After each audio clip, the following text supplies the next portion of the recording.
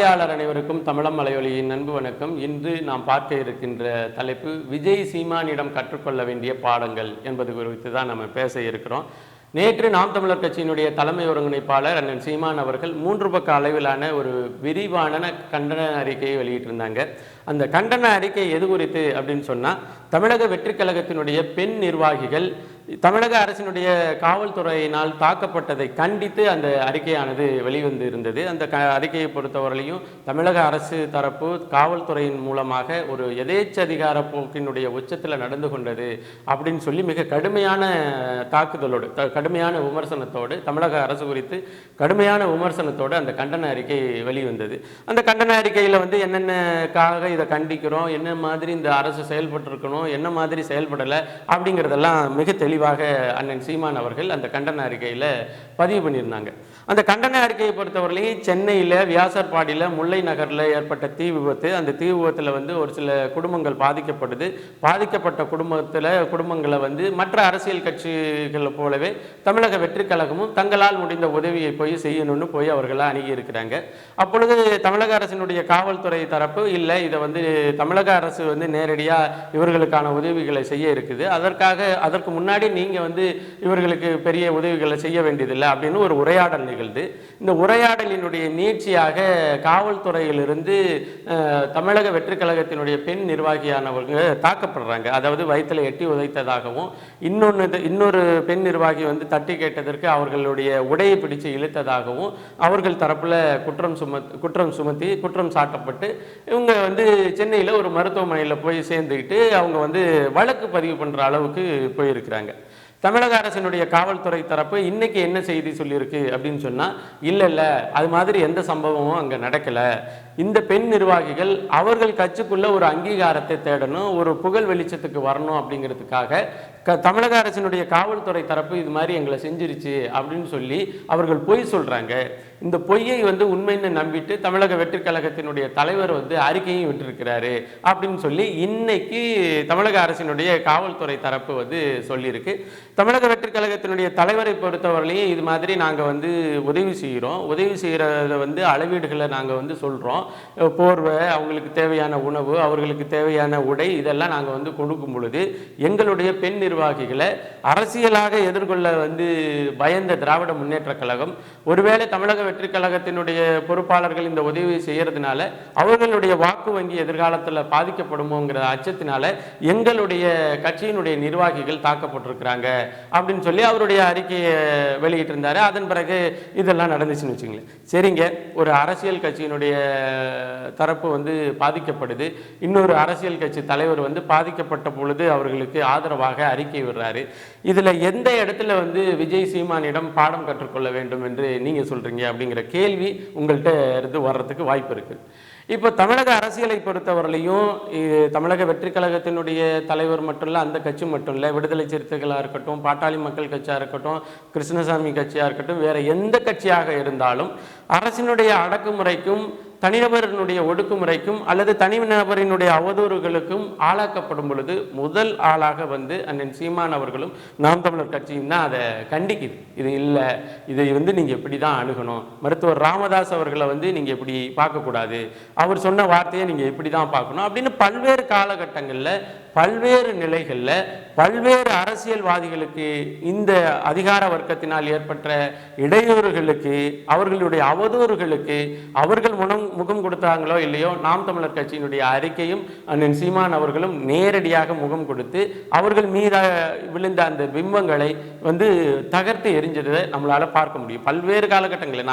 நான் தான் சொல்றேன், பொழுதனைக்கும் திராவிட முன்னேற்ற கழகத்தினுடைய பக்கத்தில் இருந்து நாம் தமிழர் கட்சியின் மீது அவதூறுகளை பேசி கொண்டிருக்கின்ற விடுதலை சிறுத்தைகளுக்கு ஒரு கட்சி ஒரு பக்கத்திலிருந்து ஆபத்து வரும் பொழுது முதல் ஆளாக நின்று தடுத்தது நாம் தமிழர் கட்சி தான். விமர்சனத்தை வந்து இல்லை, இது இப்படி தான் வந்திருக்கு அப்படின்னு சொல்லி, அதே போல எல்லா நேரத்திலையும் நாம் தமிழர் கட்சியை எதிர்த்து பேசுறதுக்கே வாய் வாங்கிட்டு வந்த அமீருக்கு கூட வந்து அண்ணன் சீமான் அவர்கள் இல்லை, என் தம்பி அமீர் வந்து இரையச்சம் உள்ளவன், அவன் வந்து இதை செய்திருக்க வாய்ப்பு இல்லை அப்படின்னு சொல்லி நேரடியாக அண்ணன் சீமான் அவர்கள் ஆதரவாக நின்றார்.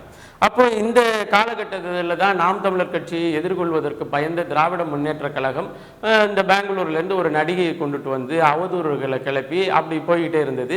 வீட்டில் வந்து சம்மனை ஓட்டுனாங்க. வீட்டில் வந்து சம்மன் ஓட்டுவது வந்து அந்த வீட்டில் இருக்கிறவர்கள் இது மாதிரி நீங்கள் அழைப்பானையை ஏற்று வரணும்னு தெரிஞ்சு கொள்றதுக்கு தான். அதன் பிறகு அந்த சம்மன் வந்து கிழிக்கப்படலாம் அல்லது எடுத்து என்ன வேணால் செய்யலாம். ஆனால் அந்த சம்மனை வந்து படிச்சிட்டோம் அப்படிங்கிறதன் அடிப்படையில் அதை கிழிக்கும் பொழுது அண்ணன் சீமான் அவர்களுடைய வீடு புகுந்து அந்த வீட்டில் உள்ள காவல் அதிகாரியை வந்து கைது செய்தது மட்டும் இல்லாமல் வீட்டில் தனியாக இருந்த நாம் தமிழர் கட்சியினுடைய தலைமை ஒருங்கிணைப்பாளர் அவர்களுடைய மனைவி அவர்கள்கிட்ட செய்தியாளர் சந்திப்புள்ள முன்னாடி அந்த காவல்துறை வந்து அந்த மனைவி அண்ணன் சீமான் அவர்களினுடைய மனைவியிடம் பேசிய போக்கு இதெல்லாம் வந்து தமிழக அரசியலில் அண்ணன் சீமான் அவர்களுக்கும் நாம் தமிழர் கட்சிக்கும் மட்டும் நடக்கின்ற உச்சபட்ச அடக்குமுறை. அந்த நேரத்தில் தமிழக வெற்றி கழகம் ஒரு அரசியல் கட்சியாக இந்த தளத்தில் தான் இருந்துச்சு. இப்போ இதற்கு முன்னாடி வந்து இது போன்ற அடக்குமுறைகளை வந்து விடுதலை சிறுத்தைகள் கண்டிக்கலை அல்லது வந்து திருமாவளவன் விடுதலை சிறுத்தைகளினுடைய தலைவராக இருக்கின்ற திருமாவளவன் கண்டிக்கலை, பாட்டாளி மக்கள் கட்சி கண்டிக்கலை, இன்னும் பல கட்சிகள் திராவிட முன்னேற்ற கழகத்தினுடைய ஒட்டுண்ணிகளாக இருந்து இந்த அரசியல் தளத்தில் இருக்கின்ற பல்வேறு கட்சிகள் கண்டிக்கலை. அப்படிங்கிறதெல்லாம் நம்மளுக்கு ஒரு பிரச்சனை இல்லை. ஏன்னா அவர்கள் திராவிட முன்னேற்ற கழகத்தினுடைய பக்கத்தில் இருந்து தன்னுடைய எதிர்கால தேர்தல் திட்டத்தை வந்து லாபம் அடைய போகிறதன் அடிப்படையில் இந்த உச்சபட்ச அடக்குமுறையை இந்த வன்முறையை வந்து கண்டிக்காமல் இருந்ததில் எந்த ஆச்சரியமும் இல்லை. ஆனால் புதிதாக ஒரு அரசியல் கட்சி அதுவும் திராவிட முன்னேற்ற கழகத்தை எதிர்க்கிறோன்னு வந்து வெளிப்படையாக பேசிட்டு வருகின்ற ஒரு அரசியல் கட்சி, அந்த அரசியல் கட்சி தன்னுடைய கொள்கை மேடையிலேயே வந்து திராவிட முன்னேற்ற கழகத்தையும் குடும்ப ஆட்சி முறையையும் ஒழிக்கிறோம், அவர்களுடைய பாசிச ஆட்சி முறையையும் இங்கே இருக்கின்ற திராவிட முன்னேற்ற கழகத்தினுடைய உச்சபட்ச பாயாச ஆட்சி முறையையும் நாங்கள் ஒழிக்கிறோம் அப்படின்னு சொல்லி மேடையிலேயே அறிவிச்சிட்டு வந்த தமிழக வெற்றி கழகம் ஒரு அரசியல் கட்சி, தமிழகத்தினுடைய மூன்றாவது பெரிய அரசியல் கட்சியாக அங்கீகரிக்கப்பட்ட நிலையில் இருக்கின்ற அரசியல் கட்சியினுடைய தலைமைக்கு வந்து ஒரு உச்சபட்ச அடக்குமுறையை வந்து ஆளும் அரசு ஏவி விடுது.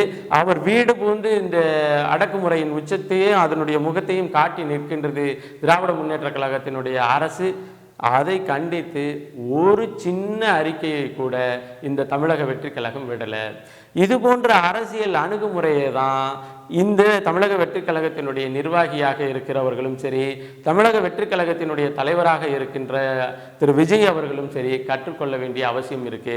ஏன்னா இங்க வந்து அண்ணன் சீமான் அவர்கள் நேற்று விட்ட அறிக்கை அப்படிங்கிறது வந்து தமிழக வெற்றி கழகத்தினுடைய தலைவர் விஜய் அப்படிங்கிறதுக்காக இல்லை. தமிழக வெற்றி கழகத்தில் வந்து நிறைய இளைஞர்கள் இருக்கிறாங்க, அதனால வந்து நம்ம அறிக்கையோட அப்படியெல்லாம் இல்லை.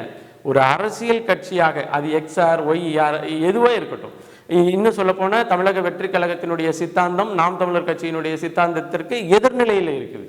அப்படி எதிர்நிலையில் இருந்த பொழுதும் சரி, ஒரு கட்சி அந்த கட்சியானது இன்னொரு கட்சியின் மூலமாக அல்லது இன்னொரு அதிகார வர்க்கத்தின் மூலமாக அடக்குமுறைக்கு உள்ளாக்கப்படும் பொழுது அந்த அடக்குமுறைக்கு உட்படுத்தப்படும் கட்சிக்கு ஆதரவாக நிற்பது அது வந்து ஒரு அண்ணனா ஒரு தம்பியா அல்லது ஒரு தலைமையா ஒரு மனிதநேயத்தின் அடிப்படையில் அல்லது ஒரு ஜனநாயகத்தின் அடிப்படையில் இருக்கிற தார்மீக கடமை. அந்த கடமையை அண்ணன் சீமான் அவர்கள் மிகச்சரியாக 3 பக்க அளவிலான அறிக்கையின் மூலமாக செய்திருக்கிறாரு.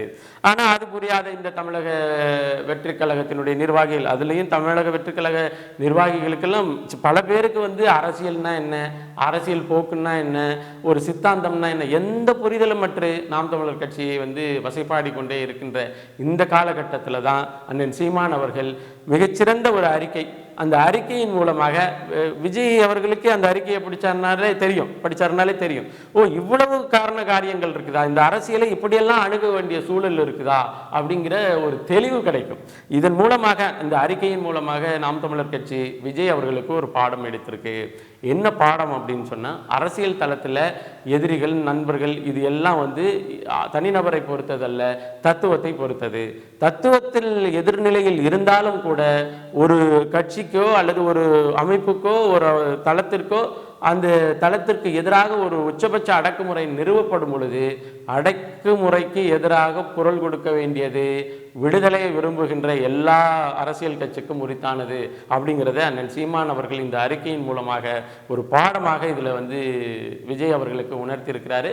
விஜய் அவர்கள் இதில் இருந்தெல்லாம் வந்து தெளிவுபடணும். ஒரு அறிக்கை, ஒரு அரசியல் கட்சின்னா ஒரு நம்ம கட்சி பாதிக்கப்பட்டாதான் அழுகணும், நம்ம கட்சியில் ஒருத்தர் போனாதான் அதை செய்யணும், நம்ம கட்சி அப்படியெல்லாம் பார்க்கக்கூடாது. ஒரு பொது அரசியல் பொது தளம்னா எல்லாருடைய பார்வையும் வேணும். இன்னைக்கு உங்க கட்சி அளவு மட்டும் ஓட்டு போட்டு ஜெயிக்க முடியுமா?